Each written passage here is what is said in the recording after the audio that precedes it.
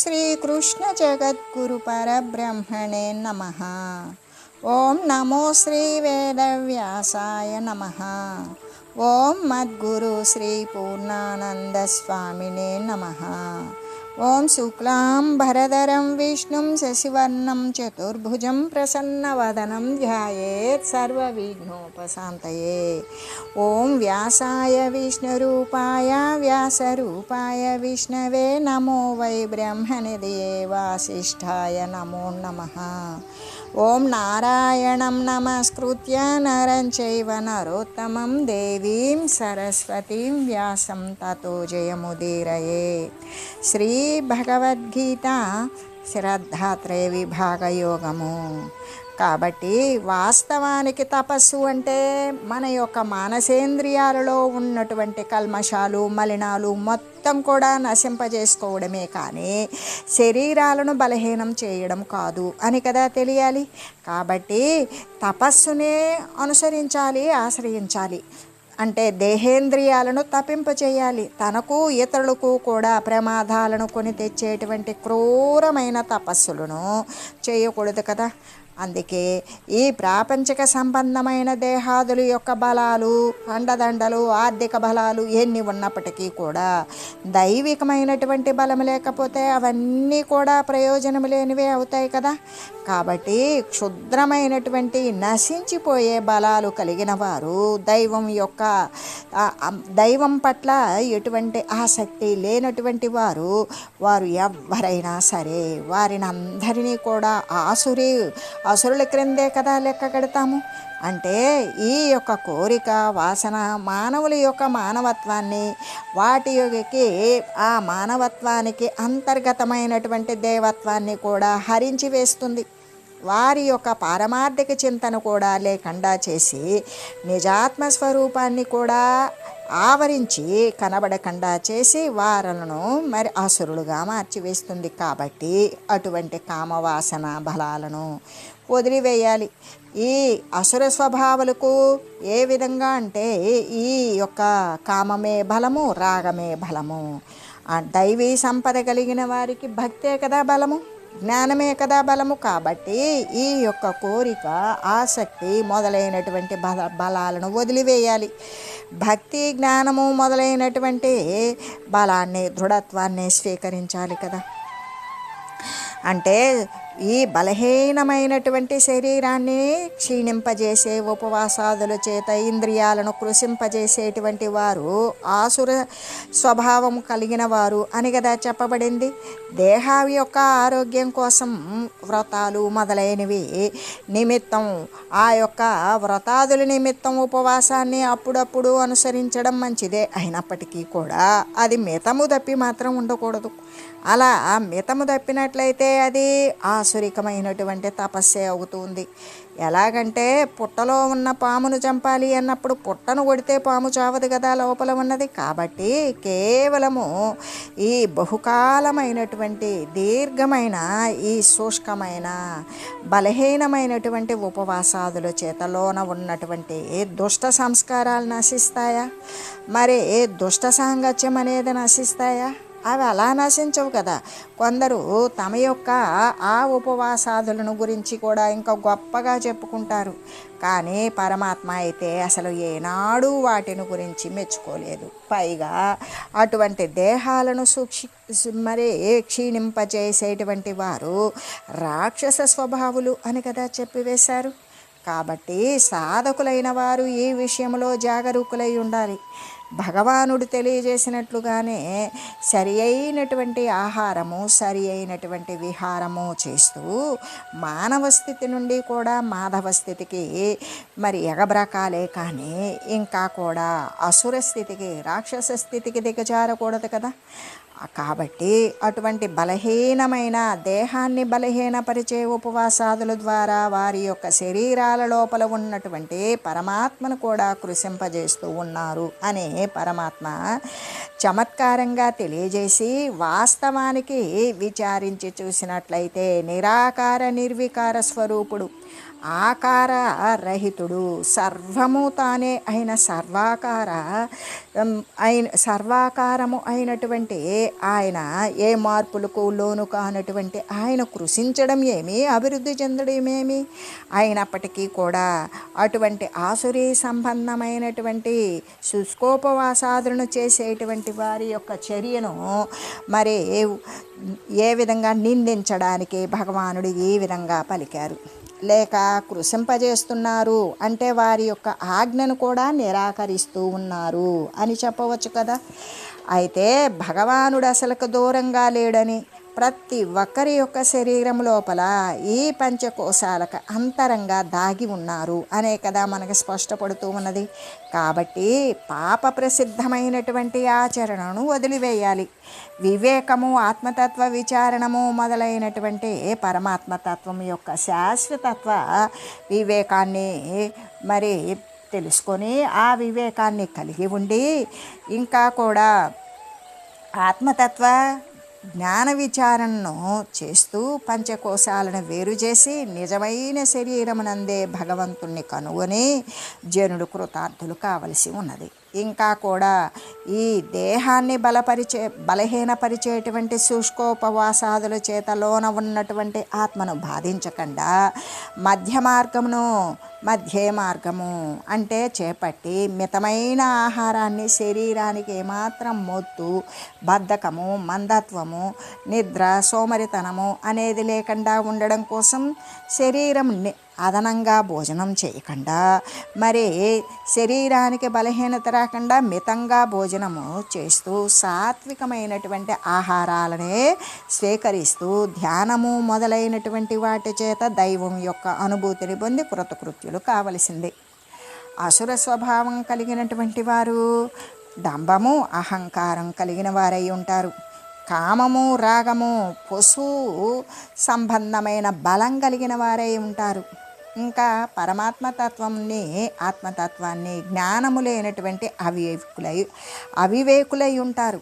శాస్త్రమందు చెప్పబడినటువంటి ఘోరమైనటువంటి తపస్సులు చేస్తూ ఇంద్రియాలు మొదలైనటువంటి వాటిని శుష్కింపజేస్తూ శరీరానికి అంతర్గతుడు అయినటువంటి పరమాత్మను కూడా బాధించేవారు అసురమైనటువంటి రాక్షస స్వభావులే అయి ఉన్నారు కదా. కాబట్టి విఘ్నులు ఎలా ఉండాలి అంటే డంబము, అహంకారము, కామము, రాగము వీటినన్నింటినీ వదిలివేయాలి.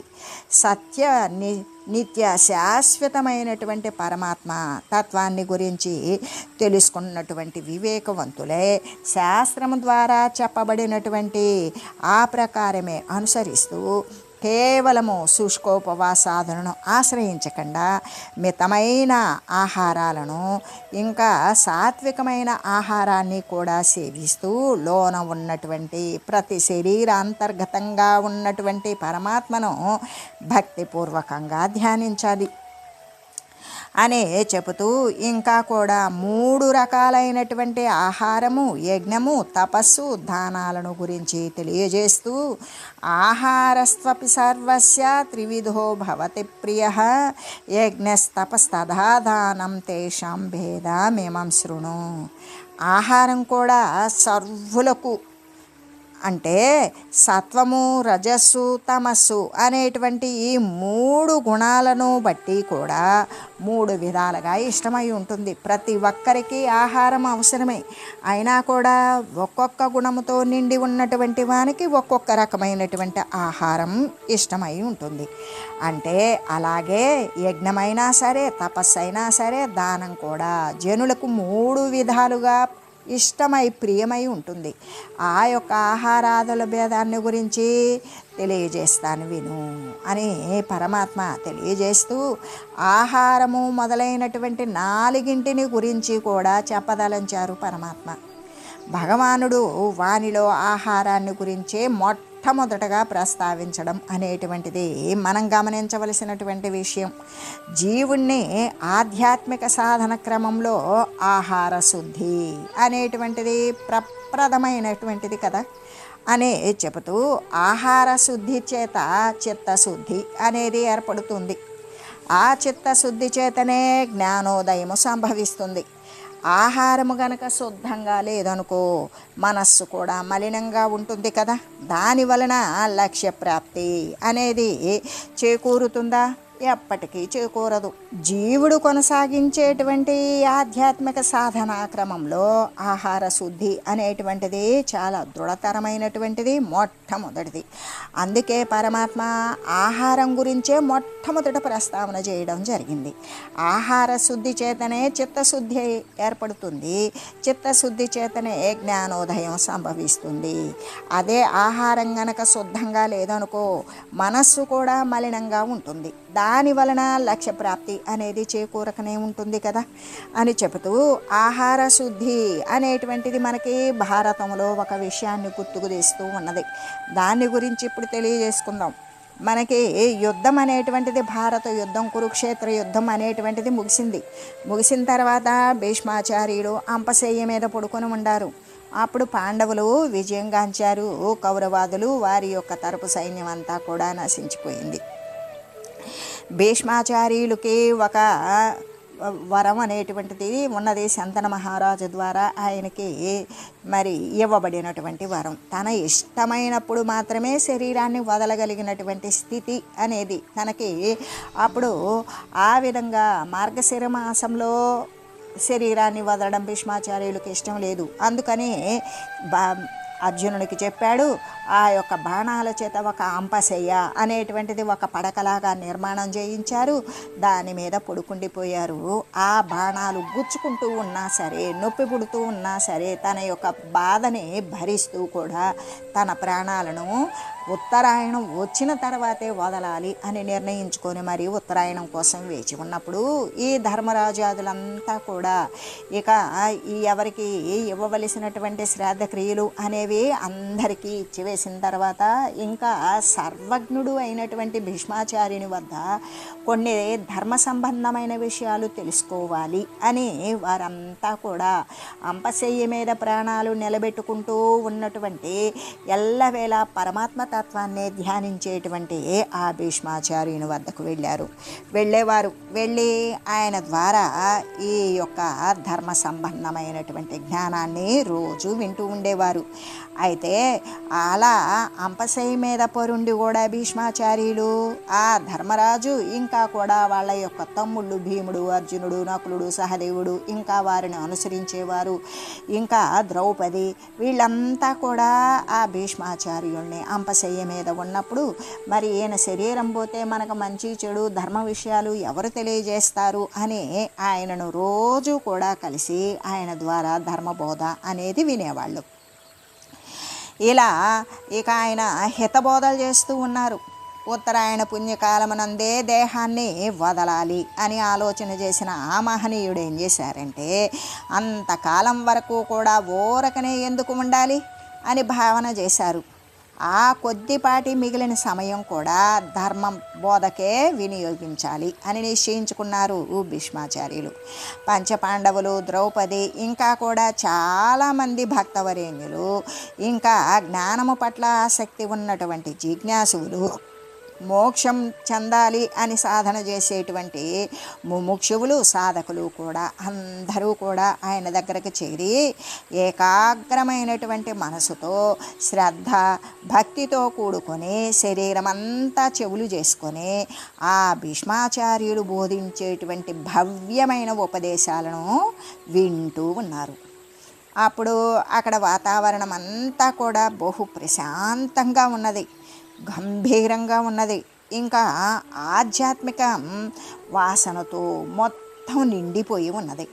భీష్మాచార్యులు తదేక నిష్టతో అనేక ఆఖ్యానాలు మరి దైవ సంబంధితమైనటువంటి ప్రమాణాలు, నిరూపణలతో కూడినటువంటి ఉపమానాలను తెలియజేస్తూ ఇంకా అతి రహస్యమైన నిగూఢములైన పరమార్థ తత్వాలను కూడా చక్కగా ప్రతి ఒక్కరికి అర్థమయ్యే రీతిగా సుబోధకాన్ని చేస్తూ ఉన్నారు. ఇలా జరుగుతూ ఉండగా ద్రౌపదీదేవి ఏ కారణం చేతనో ఆ బోధ జరిగేటప్పుడు మధ్యలో పక్కుమని నవ్వింది. ఆమె నవ్వు అందరికీ వినబడింది, చాలామంది చూశారు కూడా. అయితే కారణమైతే ఆవిడ ఎందుకు నవ్విందో అక్కడ నవ్వేటువంటి విషయం అయితే అక్కడ ఏమీ బోధలో రాలేదు. ఎవ్వరికీ కూడా అర్థం కాలేదు ఆమె ఎందుకు నవ్వారు. అందరూ ఆశ్చర్యపోయారు. భీష్ముడు సహా తన బోధను ఇక ఆశ్చర్యపోయి తను చెప్పేటువంటి బోధన మధ్యలో ఆపివేశారు. ఆపివేసి ద్రౌపదీదేవిని తాను నవ్వినటువంటి కారణాన్ని తెలియజేయి అని కోరాడు. అప్పుడు ద్రౌపదీదేవి ఇలా అంటూ ఉన్నది, ఓ మహాత్మా, సద్గురువరేణ్య, తమరు అఖండమైన అపరిచ్ఛిన్నమైనటువంటి బోధ అనబడే అమృతాన్ని మాకందరికీ ప్రసాదిస్తూ ఉన్నారు. అది విని మా జన్మలు పవిత్రమైపోతూ ఉన్నవి. కానీ ఆనాడు ఏది కౌరవ సభలో దుశ్శాసనుడు మరి నన్ను తీవ్రంగా అవమానపరుస్తూ ఉన్నాడు కదా. ఒకప్పుడు ఏది ద్యోత విషయం జరిగిన తర్వాత పాండవులు ఓడారు అని నిర్ణయించిన తర్వాత ఈమెను కౌరవ సభలో ఈ విధంగా అంటే దుశ్శాసనుడు ఒలిచి ఈ విధంగా అవమానపరచాలి అనే విషయం జరిగింది కదా.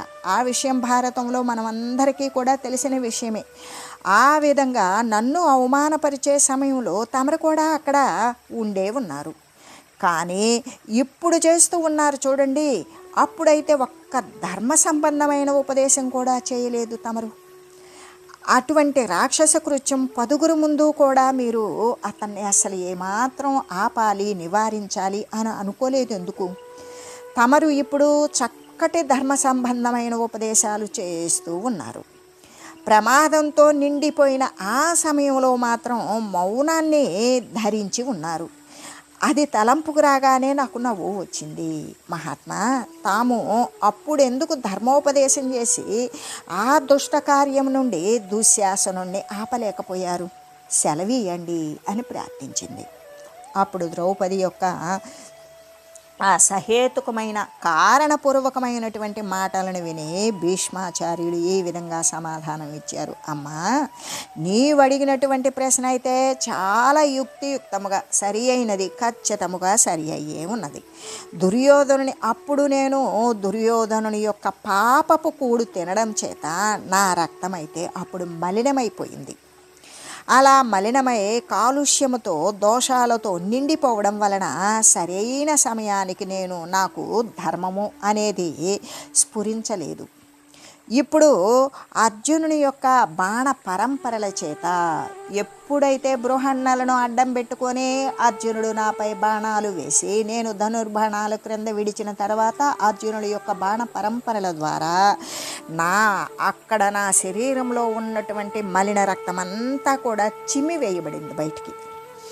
ఇకప్పుడు అట్టడుగున నాకు ముందుగా ఉన్నటువంటి జ్ఞానవంతమైన శుద్ధ రక్తమే మిగిలి ఉన్నది. ఆ శుద్ధ రక్తమే మిగిలి ఉన్నందుచేత ధర్మము అనేది చక్కగా నేను బోధిస్తూ ఉన్నాను. అటువంటి నాకు ఆ ధర్మమే గోచరిస్తూ ఉన్నది కాబట్టి ఆ గోచరించినటువంటి శుద్ధమైన ధర్మాలనే మీకందరికీ ఇప్పుడు నేను బోధిస్తున్నాను అని ఆయన అందరికీ అర్థమయ్యే రీతిగా గంభీరమైనటువంటి మాటలతో కూడుకొని ఎప్పుడైతే ఆ భీష్మాచార్యులు ఆ మాటలు తెలియజేశారో అప్పుడు అక్కడ ఉన్నటువంటి వారంతా కూడా పరమ ఆనందపడిపోయారు. ఆధ్యాత్మిక అనుభవాలను బట్టి మనకి ఏమని ఇప్పుడు అర్థమవుతుంది అంటే ఆహార శుద్ధి అనేది ఉండాలి. ఆహార శుద్ధి లేకుండా మలినమైనటువంటి పదార్థాన్ని తింటే చిత్తము కూడా మలినమే అవుతూ ఉన్నది అని చెబుతూ ఇక్కడ ఆహార శుద్ధి ఎంతటి ప్రముఖమైనటువంటి స్థానాన్ని ఆక్రమించి ఉన్నదో తెలుసుకొని వారంతా కూడా సంతృప్తిని పొందారు. ఆహార విషయమునందు ఈ మోక్షము చెందాలి అనుకునేటువంటి సాధన చేసే సాధకులు ముముక్షువులు 4 రకాలైనటువంటి జాగ్రత్తలు కూడా తీసుకోవాలి కదా. తాము తీసుకునేటువంటి ఆహారము సాత్వికమైనటువంటి ఆహారమే అయి ఉండాలి. అంతేకాదు అదనముగా కాకుండా మితమైన ఆహారమే అయి ఉండాలి. అది కూడా దైవానికి అర్పించబడినటువంటి ఆహారమే అయి ఉండాలి. అది కూడా న్యాయ సంబంధమైనటువంటి సంపాదన ద్వారా తయారు చేయబడినటువంటి ఆహారమే అయి ఉండాలి అంటే సాత్వికాహారమై ఉండాలి, మితాహారమై ఉండాలి, దైవార్పితమైన ఆహారమై ఉండాలి, న్యాయార్జితమైనటువంటి ఆహారమై ఉండేలాగా చూసుకోవాలి. అన్యాయంగా మోసాలు, వంచనలు, ద్రోహాలు చేసి అవతల వారిని ఇబ్బంది పెట్టి అవతల వారి సొమ్ము దోచుకున్నటువంటి ధనంతో కానీ, అధర్మ మార్గంలో సేకరించినటువంటి ధనంతో కానీ ఏర్పడినటువంటి ఆహారాన్ని భుజించేవాని యొక్క మనస్సు కూడా మలినాన్నే పొందుతుంది. కాబట్టి అటువంటి వానికి ధ్యానము చక్కగా జరగదు. అలా జరగకుండడం మాత్రమే కాకుండా అసలు ధర్మం కూడా సరి అయిన సమయానికి ఏమాత్రము స్ఫురించకుండానే ఉంటుంది. కాబట్టి మోక్షము చెందాలి అనుకునేటువంటి వారు మనం ఇప్పుడు చెప్పుకున్నటువంటి ఈ యొక్క సాత్వికాహారం, మితాహారం, దైవార్పితాహారం, న్యాయార్జిత ఆహారం అనే 4 రకాలైనటువంటి ఆహారాలను తమ యొక్క ఆ 4 విధాలా కూడా తమ ఆహారాన్ని శుద్ధంగా ఉండేటట్లుగా ప్రయత్నం చేసుకోవాలి మోక్షము చెందాలి అనుకునేటువంటి సాధకులు, సాధనాపరులు. అందుకే మనకు ఉపనిషత్తులు కూడా ఏమని చెప్తూ ఉన్నాయంటే తస్మాదన్నమయం మనః అని కదా. అంటే అన్నము యొక్క సూక్ష్మమైనటువంటి మన అంశము చేతనే మనస్సు కూడా బలపడుతుంది. కాబట్టి ఆధ్యాత్మ మార్గంలో వెళ్ళేటువంటి సాధకులు తమ ఆహార శుద్ధి విషయమై కడు జాగ్రత్తతో మెలగవలసి ఉంటుంది కదా. మనసు ఆహారాన్ని బట్టి వర్తిస్తూ ఉంటుంది. కాబట్టి సాత్వికమైన మనసు ఏర్పడడం కోసం మనుజుడు సాత్వికమైన, మితమైన, దైవార్పితమైన, న్యాయార్జితమైనటువంటి ఆహారాలనే సేవించాలి అని తెలియజేస్తూ, అందుకే అంత 4 రకాలైనటువంటి ఈ యొక్క ఆహార భేదాలు అనేవి లేకుండా ఆహారం శుద్ధిగా ఉండడం చేత చిత్తశుద్ధి ఏర్పడుతుంది. శుద్ధమైనటువంటి చిత్తము ఎప్పుడైతే చిత్తము శుద్ధపడుతుందో ఆ చిత్తము శుద్ధత్వము చేత జ్ఞానము అనేది ఉత్పన్నమవుతుంది. కాబట్టి ఆహారం గనక శుద్ధంగా లేదనుకో మనస్సు కూడా మలినంగా మారిపోతుంది. ఇలా మనస్సు మలినంగా ఉండడం చేత దాని వలన ఏ లక్ష్యాన్నైతే మనం పరమపదతత్వాన్ని లక్ష్యంగా పెట్టుకున్నటువంటి ఆ లక్ష్య ప్రాప్తి అనేది చేకూరదు. అంటే దానికి ఒక కారణం ఆహార శుద్ధత అనేది కూడా లేకపోవడమే కదా. అందుకే ఆహారము, యజ్ఞము, తపస్సు, దానము జనులకు ఎన్ని రకాలైనటువంటి ఇష్టమై ఉంటుంది అంటే వారి యొక్క గుణాలను అనుసరించి ఈ విధంగా అంటే ఇష్టమై ఉంటుంది. ఏ విధంగా?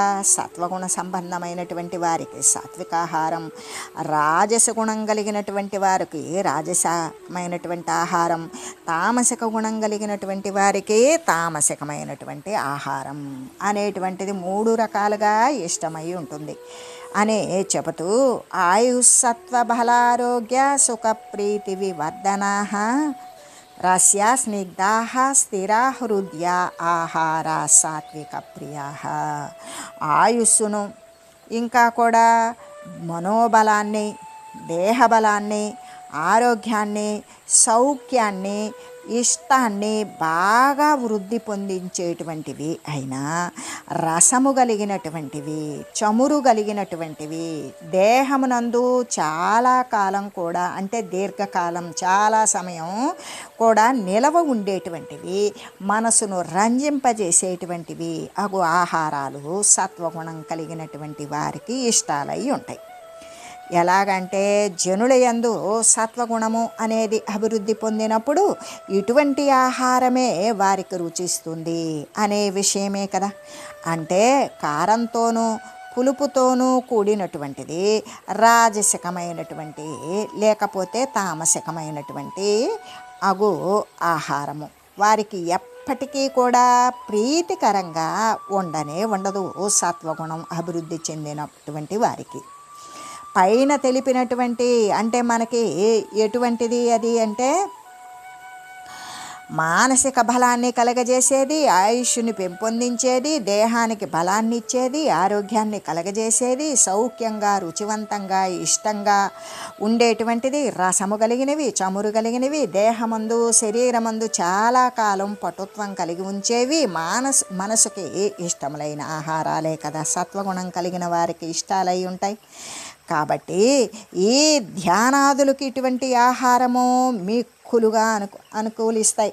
ఇటువంటి పదార్థాల వల్ల దేహపటుత్వం చక్కగా ఉండి ఒక పూట భోజనం లేట్ అయినా ఆలస్యమైనా కూడా దేహానికి ఎటువంటి క్లేశము లేకుండా మరి ధ్యానము తపస్సు మొదలైనటువంటి వాటికి శరీరము దృఢత్వంతో చక్కగా అనుకూలిస్తుంది. అంటే ఆహార విషయమునందు పారమార్థిక రంగమునందు ఎంతో ముఖ్యమై ఉన్నది కదా. కాబట్టే శ్రీకృష్ణమూర్తి అనేక చోట్ల ఈ భగవద్గీతలో ఆహారాన్ని గురించి ప్రస్తావన అప్పుడప్పుడు చేస్తూనే ఉన్నారు. కాబట్టి మోక్షము చెందాలి అనుకునేటువంటి ముముక్షువులందరూ కూడా ఆహార సంయమనము ఏదో చిన్న విషయము అని తలంచకూడదు. బ్రహ్మ మార్గమునందు కీలకమైనటువంటి స్థానము ఆక్రమించి ఉన్నదానిగా దానిని భావించాలి. సాత్వికమైనటువంటి ఆహారాన్నే సేవిస్తూ రావాలి.